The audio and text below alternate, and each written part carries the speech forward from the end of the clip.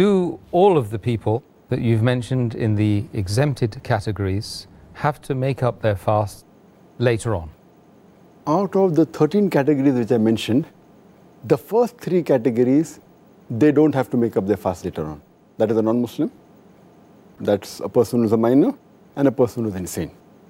Out of the remaining 10 categories, 2 categories, a person who is disabled for long and a person who is very elderly.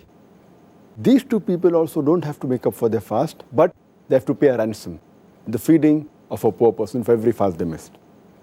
As far as the other 8 categories are concerned, the moment the condition in which they are, it gets reversed, then they have to make up for the fast which they missed.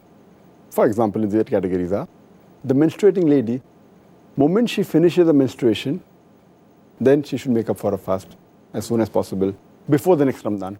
A woman who is in the period of postnatal bleeding, the moment it gets over, she has to fast.